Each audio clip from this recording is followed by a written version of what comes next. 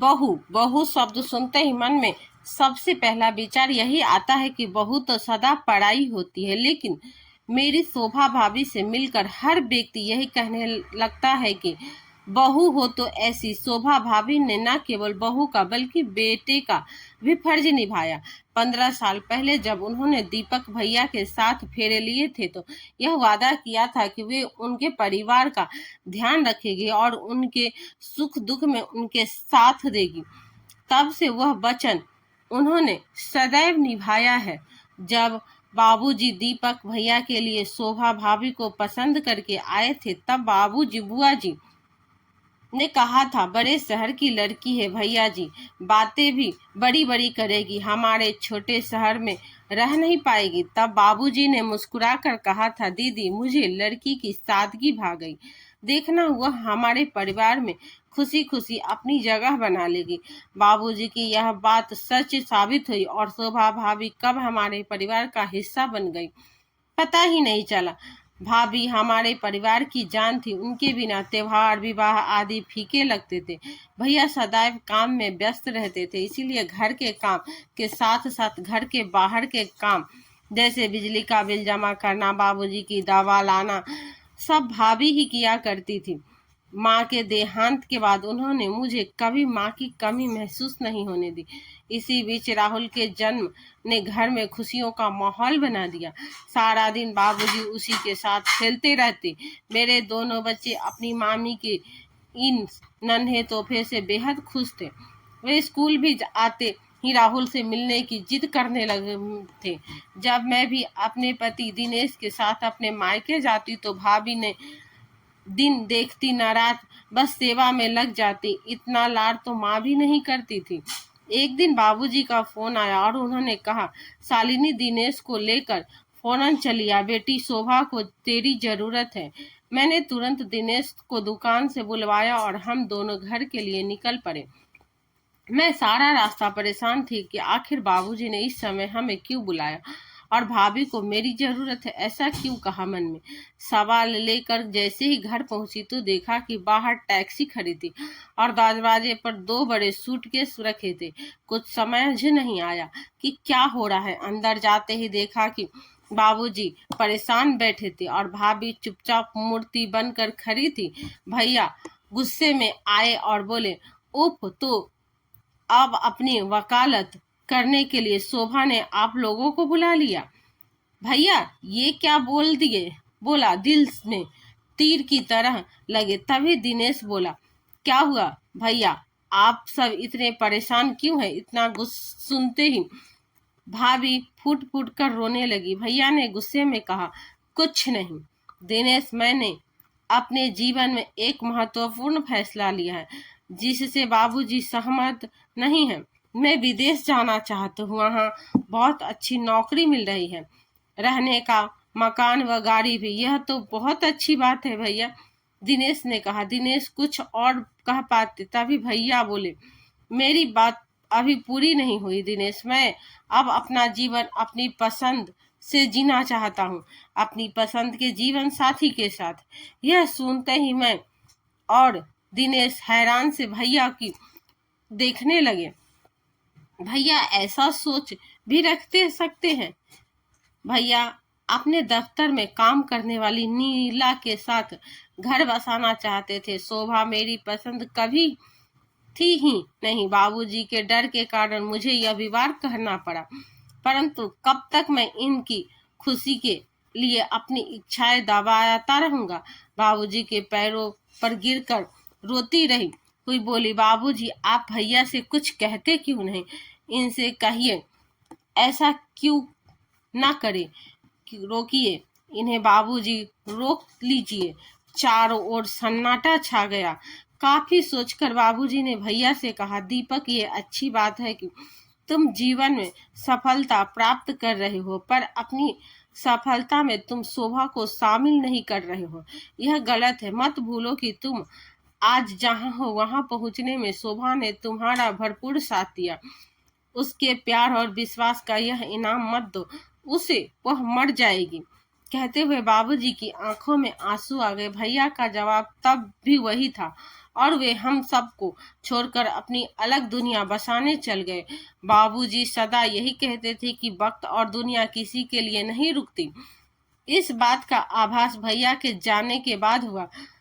सगे संबंधी कुछ दिन घर आते रहे, दुख व्यक्त करते रहे, फिर उन्होंने भी आना बंद कर दिया। जैसे जैसे बात फैलती गई वैसे वैसे लोगों का व्यवहार हमारे प्रति बदलता गया।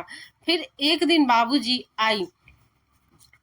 बुआ जी आई और जैसे ही भाभी उनके पांव छूने लगी वैसे ही उन्होंने चिल्लाकर कहा, हट बेशरम, अब आशीर्वाद लेकर क्या करेगी?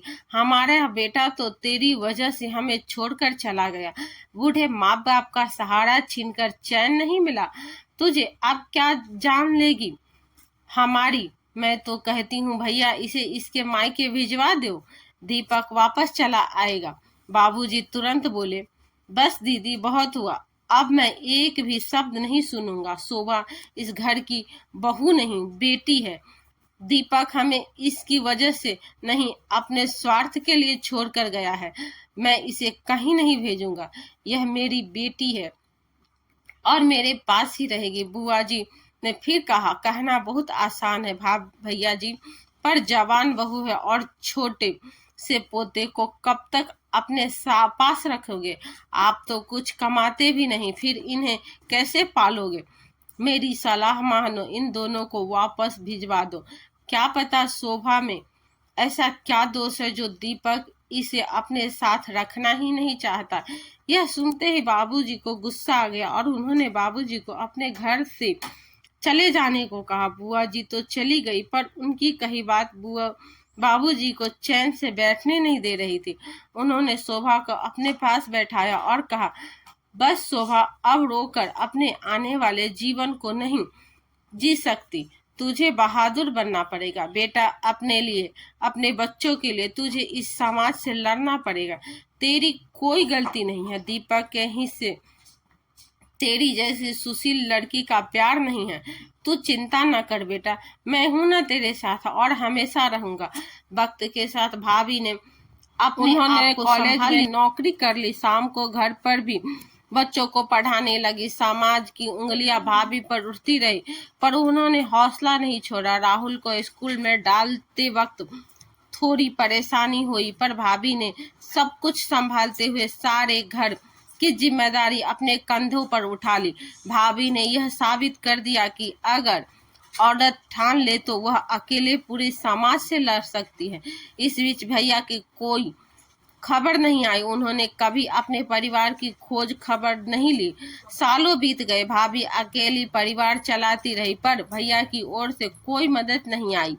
एक दिन भाभी का कॉलेज से फोन आया, दीदी घर पर ही है हो ना, शाम को आपसे बात करनी है। हाँ हाँ भाभी, मैं घर पर ही हूँ, आप आ जाओ शाम 6 बजे। भाभी मेरे घर पर पहुंची।